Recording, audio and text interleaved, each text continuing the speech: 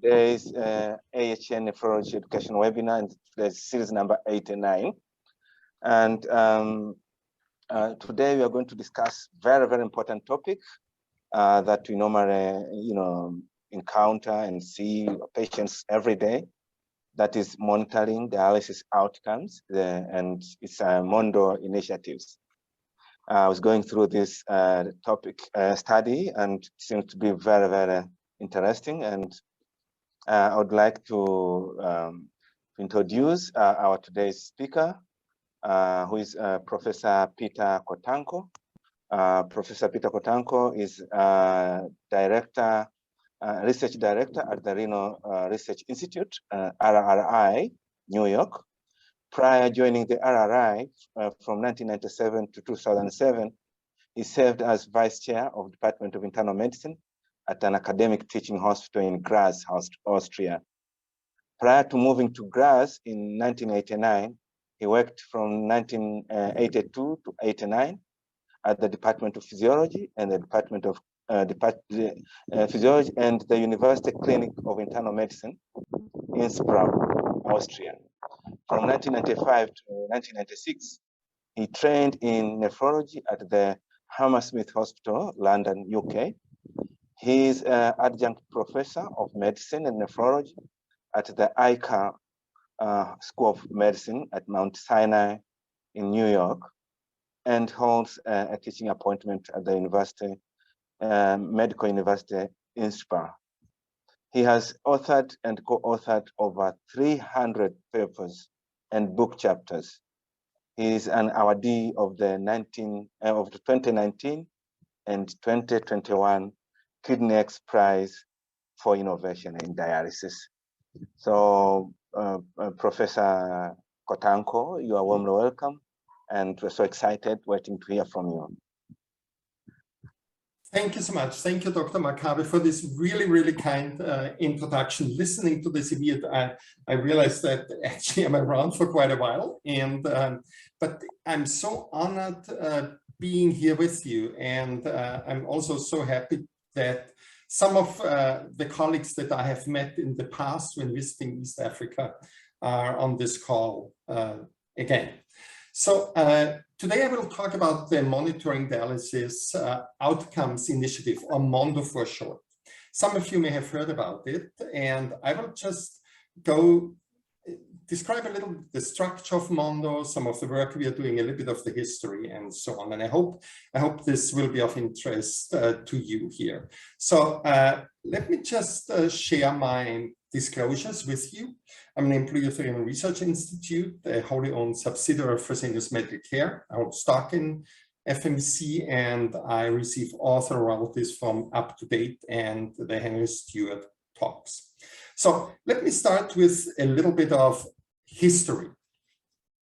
Actually, it was very interesting. In 2009, we published a paper in Blood Purification that suggested that dialysis patients, hemodialysis patients, before they would die in the year, 2 years before death, they follow a very typical pattern, like that they would lose weight, serum albumin would go down, and systolic blood pressure would go down. And it was not only that to show this dynamic, but what was really interesting that this accelerated. And this was totally independent of gender and race. And this is just from this publication. You see on the x-axis, the time point 0 is actually the day of death. And then you see the weeks before death, 24 weeks, 48 weeks, and so on and so forth. So as you can tell, we look back here 2 years. And this is data from some 2,400 patients about post-dialysis weight. And it also has black males, the dashed line, white males, the solid line, black females, the short dashed lines, and white females, the less heavy solid line. And as you can see, the weight on average declines, but then there is really an acceleration. in the final 12 weeks before death. So this has never been described before, and we found this, of course, very interesting. So, but there is also serum albumin. So what you see is that there is a mild decline and then an accelerated decline in the 3 months or 12 weeks before death. So this was, of course, of great interest to us. And, you know, it was so interesting because this was a burning question. Are we actually observing a phenomenon that's specific for American dialysis patients? These were all patients from the Renal Research Institute. Or are we dealing with a more general fundamental biological process? Now, in order to study this, we would need, of course, data from patients in other parts of the world and longitudinal data. But this kind of data were not available, a database was not available in 2010. So we spoke to a number of colleagues and friends, and we networked, and eventually we would found what's now called MONDO, monitoring dialysis outcomes. So the founding members were the Renal Research Institute, Fresenius Medical Care in Europe, Latin America, Asia Pacific, Canada, the German Kuratorium für Heimdialyse in Maastricht University, and the University of Santa Barbara. And in this group, we were able to get together and find a large enough group of patients eventually. So this is just a photo taken in the early days. So 11 years ago, these are founding members from the various parts of the MONDO initiative. And what does MONDO look like now? So it's about 42 countries that are represented in MONDO. And you see there's many countries in Europe, 2 countries actually in Africa, Sudan and South Africa, Australia, United States, Canada, a number of countries in Latin America. So this represents a great diversity of dialysis patients. And the goal of MONDO was to better understand the biology of patients on dialysis. And it's multiple dialysis providers came together, and the goal was really to advance science and to learn more about the biology of patients. And members contribute anonymized data to a joint database. The Renal Research Institute coordinates most of the activities, and there is no financial commitment, so nobody has to pay, of course, to be a member of that initiative. Now, these are the current members, and you see it's grown a lot. Imperial College in London, and the groups from Brazil, Sudan, Netherlands, US, Mexico, Germany. And so this is now in the meantime has developed into a really nice initiative. Now, the activities of the MONDO group are governed by a MONDO steering committee. And what is really important that every member, so all of these members here, irrespective how big or small the databases are, they have one delegate to this membership to the steering committee. And then there are a few other members that come from working groups and honorary members, of course. Actually, we currently have one honorary member. It's Carmine Zoccali from Italy. And the MONDO steering committee receives project proposals with a detailed description, analysis plan, and who does what, and who writes manuscripts, and so on, and the timelines with it. So this is the MONDO steering committee. And then there is also a committee that is responsible for data analytics. So this data analytics committee review analysis plan, conduct analysis, provide analytical support. And this committee is headed by a professor of statistics from the University of California in Santa Barbara. Then there is a data management group. And this data management group oversees all the handling of the data and makes sure that the data is stored securely, that it complies with with privacy rules and regulations. So this is another important group. And then there is a other group that's called Piccolo Mondo. And Piccolo Mondo group is comprises mainly of pediatric nephrologists who conduct specific research into children and young adults that are data of who are part of the MONDO database. PD Mondo, this is a dedicated study of PD patients, and then CKD Mondo. CKD Mondo, we have not really, we have this group, but we hope to get more data on non-dialysis CKD patients in the next years. So these are the main parts of MONDO. So the steering committee overseeing the activities, then as said here, the data analytics committee, data management group, and then Piccolo Mondo, PD Mondo, and CKD Mondo. Now, MONDO members contribute de-identified and anonymized data that fulfill local and international requirements, such as GDPR, that's the general data protection rule from Europe, and HIPAA, that's an American privacy requirement.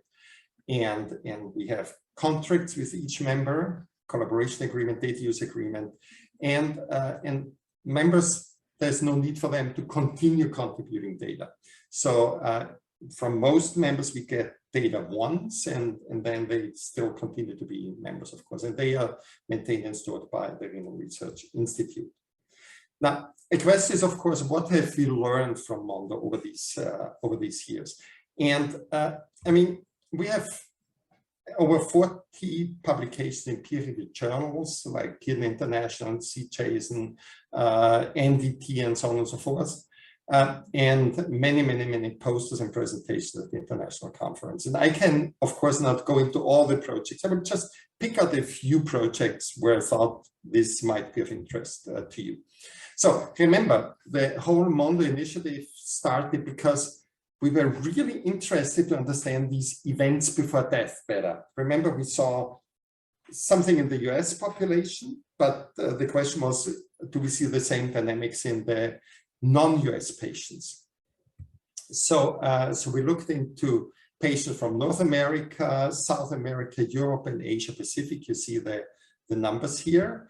And this was published then in Kidney International. So just to orientate you a little bit, remember in the US patients, we saw this decline in albumin and then the more accelerated decline. So on the left, and I don't know if you can see my pointer here, here you see again, the weeks before death up to 2 years here, 100 weeks, albumin levels, and this is just women. And you see again, irrespective if patients were dialyzed in Asia, in Europe, in South America, North America, the dynamics look almost the same. So this points towards a more general phenomenon. It's not a US phenomenon. It's a profound biological phenomenon, irrespective of region of the world. I here just see a sort of first derivative of the albumin, so the rate of change. And again, you see there is this decline. It may be a little bit less fast in Asia Pacific, and that's something we can talk about, of course. Here you see the same data for males. And again, it's essentially the same dynamics, irrespective of the region of the world. Now, we also looked into systolic blood pressure. And actually, this is now pretty interesting because again, you see here the weeks before death, here in top females and males on the bottom. And you see that here in North America, the blood pressure is so much higher compared to Europe or Latin America or Asia. But the dynamics, they all show this decline of blood pressure before death. And the same is also true for women. Interesting enough, Asia is a sort of an outlier. There is no such steep decline in blood pressure as we see in the other countries. And we, of course, can discuss why this may be the case. And in a subset in the European patients, we also had the CRP values. And as you can see here, this is males and females in Europe, and you can see there is CRPs about about, say, 3, 4, 5 months before death, there's a sharp increase in CRP before death. And here you see this again, the rate of change. So, so what have we learned from that? We now know that certain biological phenomena they are not characteristic for the US. We observe them in all patients we have studied on a population level. So in these, and we looked at this cause of death, but these seem to be really independent of cause of death. So this was the first time ever that such a phenomenon has been described. Now, as I said earlier, we also have MONDO PD. So what about PD patients? The question is, do they differ? So we would, the Brazilian PRESS PD multicenter study is part of MONDO. And so we looked into blood pressure and also other characteristics. And again, here's just the year before death, but again, you see that there is this decline in blood pressure before death. The same thing we saw in hemodialysis patients. And actually, the decline is quite substantial, right? It's something like 60 millimeters of mercury in systolic blood pressure. And here you see other characteristics such as the Karnofsky index, a measure of physical activity and capabilities of the patient. And you see that independent of race or gender or education level, whether patients are on CAPD or APD. So we are pretty sure that there's some very characteristic dynamics going on. Before death, we also looked into self-reported patient outcomes before death. And here, for example, you see some psychological assessment that's captured in some of our database, again, that shows some clear dynamics before death, and the same is true for mental component scores. So again, where we see in the month, half year or so before death, that there is a steep decline of this metric. MONDO allows us also to study hospitalization, and we were interested in what's happening before hospitalization. And, you know, it's not all data available in all databases, of course. So we have to look into specific MONDO subsets to study certain characteristics. So here we studied this in the US and in Portugal. And what we saw, for example, that here this is weeks before hospitalization, 0 to 25 weeks. We see that there is a clear decline in hemoglobin levels before hospitalization, irrespective of the gender. And we see that there is an albumin decline, again, before hospitalization. And actually, it's interesting because this information allows us to build also prediction models to predict or identify patients who are more likely to be hospitalized down the road. And this is something we have published, of course, also in the past. Again, you see this dramatic increase of CRP starting something like 6, 7, 8 weeks before patients are hospitalized. So this opens the possibility to develop prediction models to identify patients at high risk of hospitalization. So this is, and again, this is all of course, being published.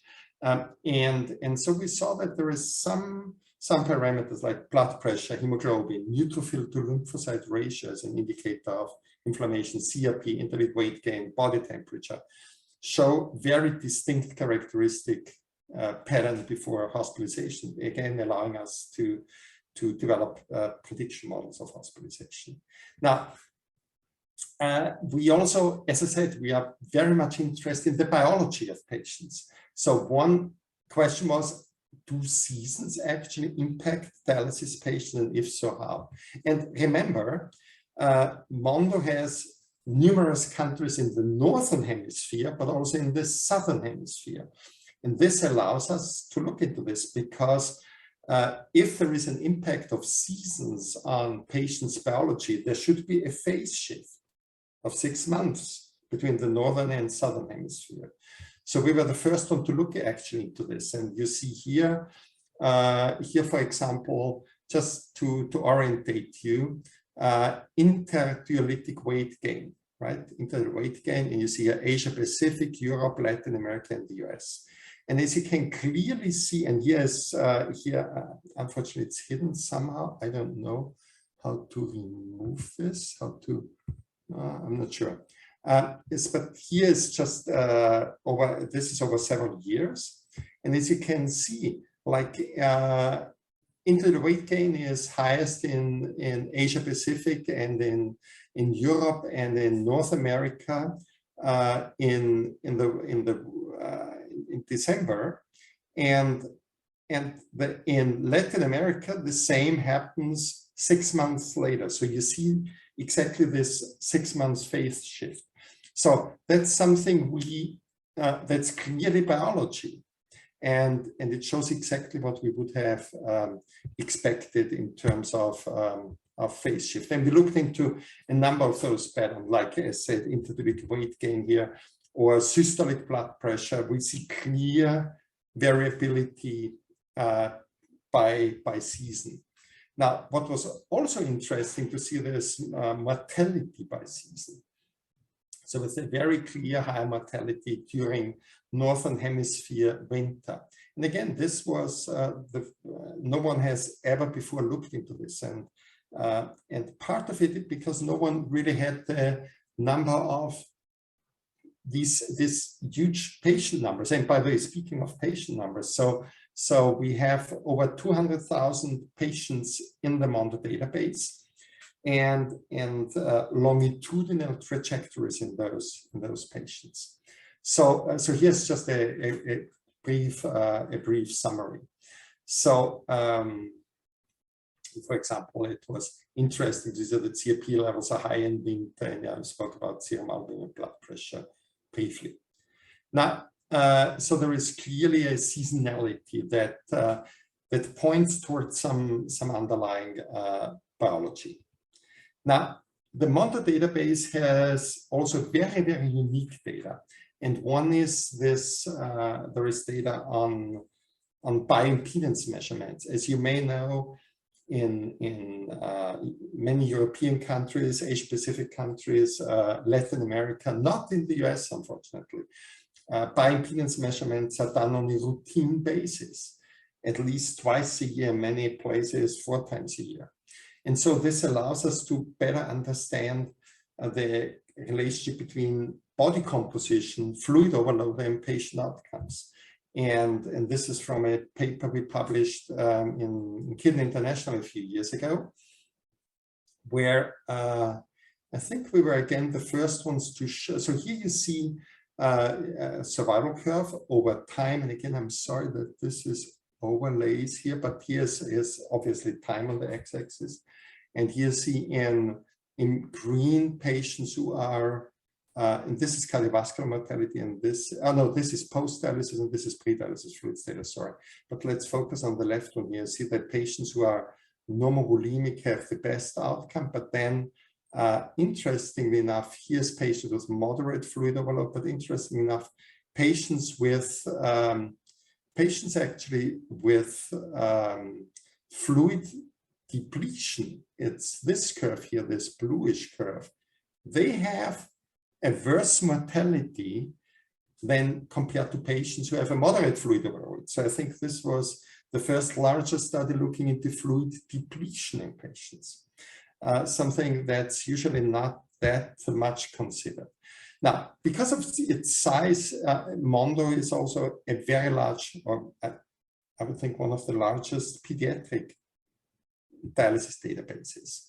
And so a colleague of us, Dr. Ferris from University of North Carolina, she would found this Piccolo MONDO sub-study and patients between 1 and 18 years old. And we published a number of papers on that. Here just you see, for example, what's the prevalence of obesity in patients in the various regions on dialysis. Or here is what about comorbidities in those patients. We publish papers on bone and mineral metabolism in pediatric patients. So this is something that's usually not out in the literature there, at least not with these large number of children on dialysis. here vascular access type. We were really shocked to see that in Asia Pacific, catheters are kind of rare as opposed to North America. And this is all children. So just to remember that. Now, the question is, of course, what has MONDO contributed to the nephrological community so far? And I alluded to some of those points. So the MONDO consortium was the first to address this whole question around events before death in dialysis patients. And this actually allowed us, members of the MONDO team, to develop prognostication tools to see, okay, to develop statistics-based, artificial intelligence-based tools to predict patients' likely time course. We were the first to describe the impact of seasonality on dialysis patient outcomes. I think we were the first to demonstrate the deleterious effects of fluid depletion in hemodialysis patients. And we were really the first ones to conduct multinational transcontinental research on pediatric hemodialysis patients. And it was quite interesting. There was a meeting on, so here again, I've shown you this, that we publish, of course, all of this in a number of journals.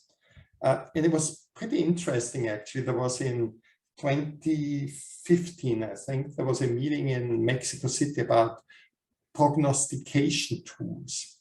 And it turned out that in this table where prognostication tools were put together, these were all MONDO data. These were all MONDO data, no exception here. And these are the and these were also MONDO data, except this Modesto paper. No, this was also MONDO data, right? I'm sorry. It says, I'm sorry, this says unpublished data. Why? Because back then this was not published as a peer review paper, but as abstracts at the ASN mostly. So MONDO research has opened, as I say here, the entirely new field of prognostication, of prognosis of patient outcomes on a large scale. So, well, I mean, I hope that this has been of interest to you. I'm also advertising MONDO here. So if there is interest in the group and say, hey, I want to learn more about MONDO and maybe can we become a MONDO member, of course, we are very open. My goal is really to be inclusive, to have a database, to have partners as diverse as possible. Why? Because it's really the variability, the diversity that contains the information. As said, it's unlike, for example, DOPS that's looking into, in a very good way, into practice pattern. The goal of MONDO is really to learn more about the biology and in patients. So yeah, by this I stop here, and I'm very much looking forward to your questions and comments. So really, thank you. All right, Professor, thank you very much. That was excellent presentation. We really appreciate for your talk. Thank you. Very good talk, yeah. So the second part will be chaired by Dr. Frida, but before that, for members from Tanzania, please make sure that you fill in the Google form that has been distributed through your chat box by Dr. David. So Dr. Kotanko, can I ask you one question before we proceed? It seems the decline in post-weight HD is higher in blacks than other population. during your first few slides. Why do you think that is the reason, Dr. Kotanko? Yeah. Let me just go. Oh no, let me just go back to the slide you're referring to, because that's actually a very good observation here. So you see that so the rate of change is not different. So in other words, the slope is not different. However, as you can tell that the so here, for example, there's no significant difference between minus 0.032 and 0.031, or here these differences are not statistically significant. However, the Black people in the African Americans are usually heavier than American Caucasians. And this is expressed by this difference here, about whatever, maybe 2 kilograms. But the interesting thing is the rate of change is not different. And I'm sorry if I have communicated this differently. Thank you. That's very good. Dr. Frida, you want to take the second part? Okay, thank you, Dr. Makwabe. Thank you, the presenter, for the nice presentation. On the second episode now, I'm going to welcome anybody who would like to comment, to add, or have any question. You can use the raise hand feature, and then I can allow you to talk. If you have a question you want to write in the chat box or in the question and answer, also you are welcome. And I'm also looking into the chat box. I'm sorry, I'm not good at multitasking.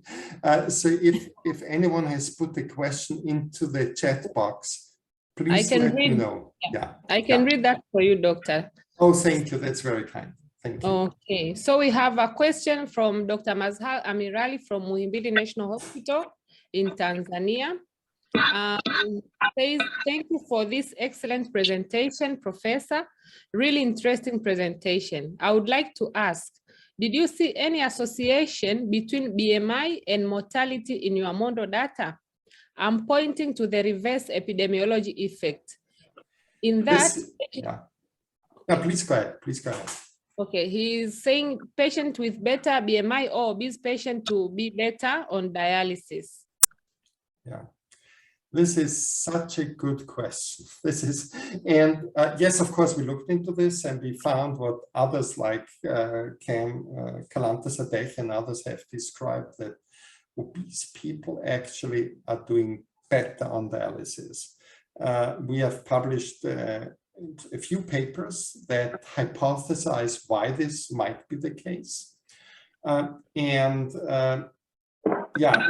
a difficult topic. It may have to do with the fact that people with a higher BMI, who have usually a larger fat mass compared to people with a lower BMI, have a higher distribution volume of lipophilic uremic solids. Maybe one explanation. The other is maybe it has to do with hemodynamic stability. That's better in patients with obesity. So yes, we found the same thing. We published this, I think, but not as a main point, because this was already known back then. There is one important aspect, and we described this in the first author is Dr. Marcelli. We published this in C. Jason several years ago, that muscle mass or lean body mass is an important predictor of outcome. So the higher the lean body mass, the better the patient's survival. So this is important to consider. And BMI is just, it's a lumps together all components of body composition. So that's why BMI is not an ideal mark, I'm afraid. Thank you for the answer, Professor. Anybody else?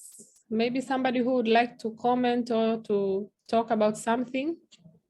What about, thank you, Dr. What about children? Are they different from adults when it comes to CKD with all these findings prior to mortality? I'm sorry. So let me just repeat the question. I'm not entirely sure if I understood it. Are you asked about children, and are you asking about the BMI in children? No. Or no? The same, the inflammatory marker, the hospitalization, the albumin, the weight gain, is it the same in children as compared to adults? I don't know. I'm sorry, we have not studied this. Let me take a note of this. I'm just events before death in children. That's a very interesting question. That's a really interesting question. I really don't know. I'm not sure that I'm not entirely sure who asked the question, but maybe you can send me an email. Here's my email address, because I will communicate this question to the Piccolo Mondo team. I think we didn't look into this because, I mean, while there's a few hundred pediatric patients, we are not talking about thousands or tens of thousands, but it's a very, very good question. No, really, thank you. Thanks a lot. Thank you. Thank you, Dr. Lloyd. Oh, you want to continue, Dr. Lloyd? No, Dr. Lloyd has a question. Dr. Lloyd. Okay, you're welcome, Dr. Twahir from Kenya. Thank you for that wonderful presentation, Professor. Thank you. Sorry, I came a little bit late, but the question I want to ask is, I'm very confused about how to measure blood pressure in our dialysis patients. So did the MONDO study give us any idea or any direction on what is the best way to measure blood pressure? Should it be before dialysis, in the middle of dialysis, after dialysis, or should we take home blood pressures, or should we do a 24-hour? What is your view on this interesting topic? So in the MONDO database, we have pre and post dialysis blood pressure. And so our analysis is based on these two blood pressure measurements. There is, of course, doubt if pre-dialysis blood pressure is ideal or post-dialysis blood pressure. It depends a little bit on what you actually want to do with it. If you are interested in predicting intradialytic hypotension, this is a large research project we've currently ongoing, then of course pre-dialysis blood pressure and ideally number of intradialytic blood pressure measurements are ideal. If you want to predict the risk of, say, left ventricular hypertrophy or cardiovascular morbidity and mortality, there is, I think, consensus that 24-hour blood pressure measurements are superior to pre-dialysis blood pressures. Rajiv Agarwal has published a lot about this, and I think it was him who conducted the most comprehensive studies of that topic. Also, Gérard London from Paris did some work in this field.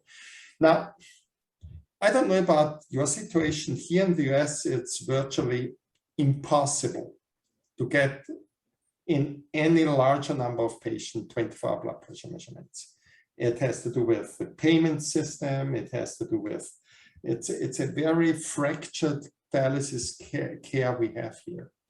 So when I was in Austria, the situation was much easier, I have to say, because I would order a lot of 24-hour blood pressure measurements in my patients. Here in the US, it's really complicated. I don't know that much about our countries. We do not have 24-hour blood pressure measurements in the MONDO database. So, long story short, if you are in a lucky position to have patients do 24-hour blood pressure measurements, then this might be perfect.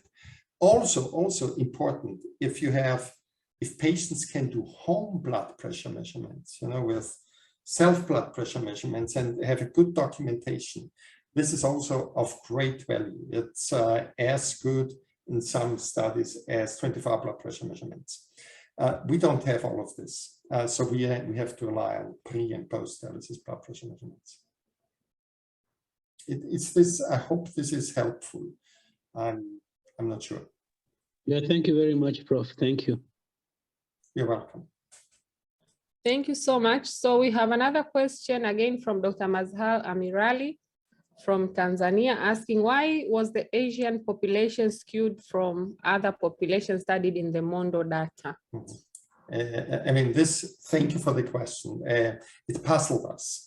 And we spoke a lot with our Asian colleagues. And there are two aspects. One is that in the database, we have quite a number of patients are treated only 2 times a week with hemodialysis. So this may be one aspect. The other is that nutrition is very different from nutrition, say, in North America or in Europe. So there is much less consumption of meat. The nutrition is much more vegetarian based. So these may be the two main differences, which was particularly interesting when looking at the blood pressure dynamics. I think I have shown this to you. So, but it's so here, for example, when you see here the systolic blood pressure it's of course lower in Asia Pacific, and the dynamics is different. Maybe really the difference in nutrition may play a role here.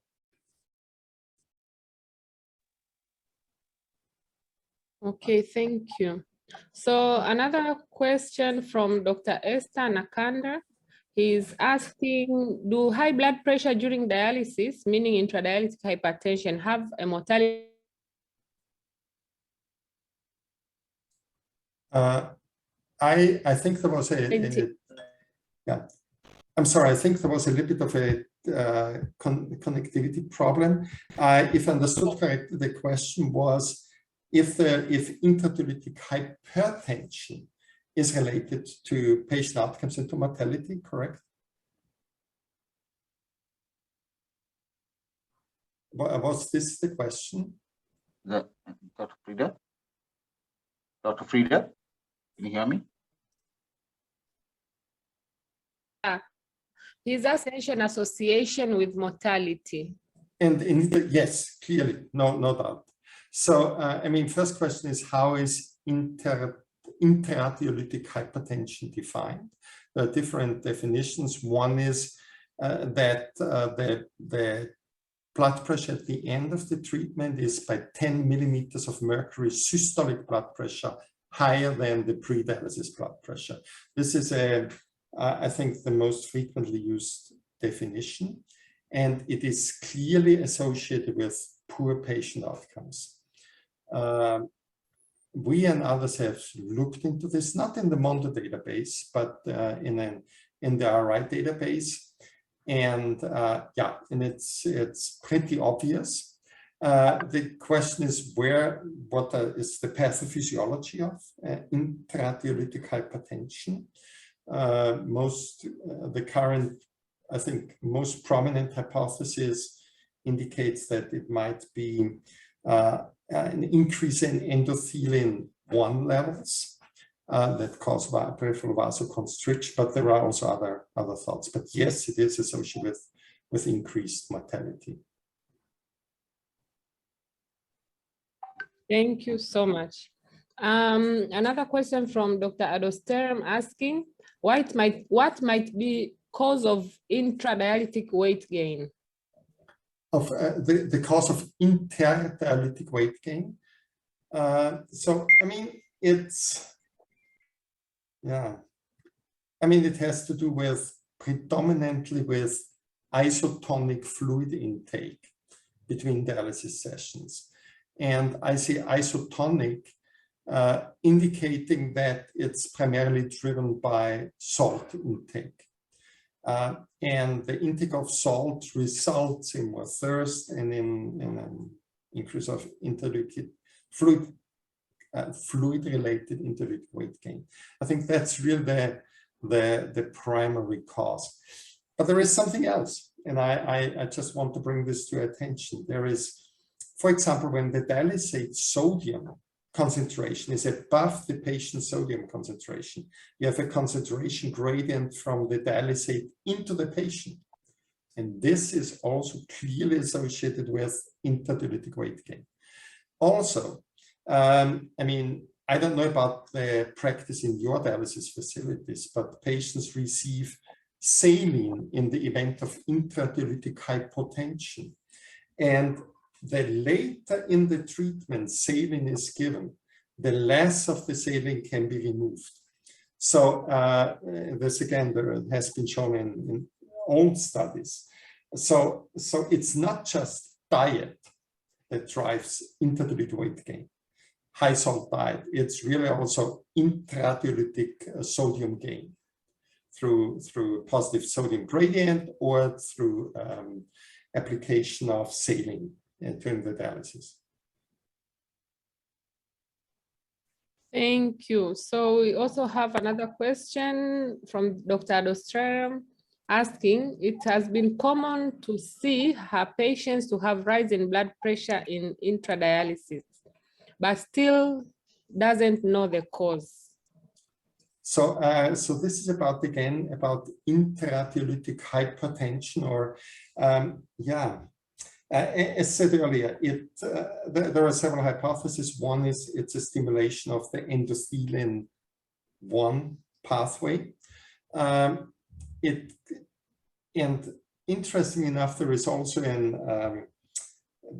some data that vasopressin levels may increase because of renal hypoperfusion. I mean, we may say, oh, the patients have no kidney anyway, but still, even a fibrotic kidney, a kidney that has no or very little GFR, may still be able to produce vasopressin. Then there is also something. I mean, we found and published a few years ago that during dialysis, in a number of patients, the arterial oxygen saturation declines, maybe because they sleep during dialysis or have sleep apnea during dialysis. And the stronger the oxygen saturation declines during dialysis, the higher the likelihood that these patients have intradialytic hypertension. So clearly there is not one mechanism, but I said, to the best of my knowledge, the current theories are really around endothelin-1 primarily. Oh, thank you, Professor. That's an interesting part on the oxygen and intradialytic hypertension. Yeah, that's and if there is interest, please send me an email, and I'm more than happy to share the respective publication with you. Thank you so much. So, any other one who would like to comment or to talk? Yeah, Lloyd here, Dr. Kotanko. Thank you very much. Wonderful presentation. I mean, it's so interesting. I mean, and using AI to predict. So one question is how has your prediction models been? I mean, have you been able to validate these prediction models using AI? Number one, and number two is about the salt that you spoke about. Now we tend to have a sodium in the dialysate about 136, 137, 138. So are we giving an extra amount of sodium during the dialysis? Should we cut it down to keep the sodium at 135, calibrate the machine to keep it at 135? Will it help to keep it lower? Will it help to keep it lower, especially to, the general blood pressure could actually be lower if you don't give them a sodium load. So these are two questions I just want. I think, I mean, I don't know what the serum sodium distribution in your population looks like. And I would think, so we analyzed data in, we may have published this also in several hundred thousands of our patients, not MONDO, but for the famous database. And we saw actually that there is on average, there's something like 136, 137. So with what, and because of this, we lowered our dialysate sodium concentration from 140 to 138. So I think what you are doing with 137, 36, 38 in this range, you're doing, in my mind, the right thing. Absolutely the right thing. I wouldn't change anything here. I think so. You are clearly better than we have been, whatever, several years ago. So this concerning the sodium. Now AI. So others and we build AI models for predictive purposes, primarily to predict hospitalization in patients, and or to predict COVID cases and predict intradialytic hypotension, predict missed treatments, and so on and so forth. We have published some of those models, but only the minority. Most of them, they are used just on an everyday basis. And yes, they are operationally helpful, especially those models that predict hospitalization. Now, I mean, these models are always based on the patient population you care for. So if, say, you would want to develop an AI model, then you have to use your data. You cannot use our data because, obviously.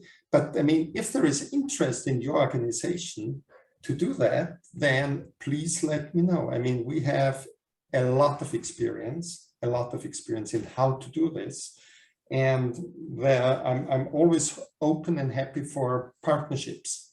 So just let me know, and we at the minimum can share with you our experience. And yes, so I think they are very helpful. We use also mathematical models, not necessarily AI models, for anemia management, for example, or bone and metabolism management, but primarily for anemia management. So, and they work pretty well in our hands. Thank you so much, Peter. The other question is, what would be the variables that we would actually need to focus on to, identify these sort of, to say if one is developing an AI model or deep learning, or what sort of variables do you actually collect in your database? Yeah. This is an entirely different presentation. And by the way, I'm happy to talk about AI in a few months if you want. I'm currently guest editor of special issues on AI and nephrology. And so, yeah, it depends what the goal of the AI model is. But yeah, that's a totally insufficient answer. But again, I really love the conversation with you all, and if you want, I'm more than happy to present something about artificial intelligence in a few months from now. Just let me know. Thank you so much, Peter. Thank you very much. It's very interesting, and it's very interesting. I think there are a lot of issues here. I mean, a lot of things that you can actually pick out, and are these changes that you pick up? Is it like is it all linked together with the inflammatory process, and it's just not the fluid non-compliance that causes the interdialytic weight gain? Maybe there's something underlying in the biology that causes this weight gain and towards mortality. Is there a cardiac issue that comes in? So there are a lot of questions that come in, and a lot of things that contribute to these findings actually. Very interesting. So for example, I mean, we see this seasonality in interdiabetic weight gain, and the question is, of course, why? Is it just because people eat more, or is there some underlying biology? So for example, we started and published the impact of ultraviolet light, of sunlight, on blood pressure. Crystal clear relationship, because UV light affects the production of NO, nitric oxide, in the skin, and we have seen a very clear seasonal pattern with respect to blood pressure. So there is, and you're right, it's things are way more complicated than we would hope for. So yes. So much. It's a wonderful session, and it's truly an eye-opener. I mean, and it's a staggering amount of data that you're collecting, and so many patients. It's a huge number of patients, 200,000 patients. It's wonderful. I mean, must be having a huge team looking after this, and the amount of work that has come out from it is phenomenal. They said if there's any interest to partner with MONDO on your part, just let me know. I mean, this is, I said we are very, very open and embrace diversity. Sure. Thank you so much. Thank you very, very much. It's a wonderful session. Thank you. Thank you. Thank you. Okay. So if we have no any other question, please, Dr. Lloyd, can you give us the remarks for closing? Thank you so much, Peter. This is such a wonderful presentation. I mean, we really look forward. Thank you for coming. This is the second time you come. And I really enjoy. I have to say, I really enjoy being with you. It's I just enjoy it. So that's and I send my best wishes to all of you, and also to those colleagues I've met in the past while visiting the region. And I'm hoping we stay in touch, and just let me know if you want me to present other work. Sure. Okay. I'd love the AI presentation. It's really nice to know about it in this part of the world as well, because you all are dealing with so much of sophistication there. So some eye opener to people around here would be really useful in months, from a few months from now, end of the year, next year. Just let me know. Just let me know. Okay. Yeah, sure. Thank you all, and have a good evening. Be well. Bye-bye. Thank you, Dr. Kotanko. Bye. Thank you so much. Thank you so much.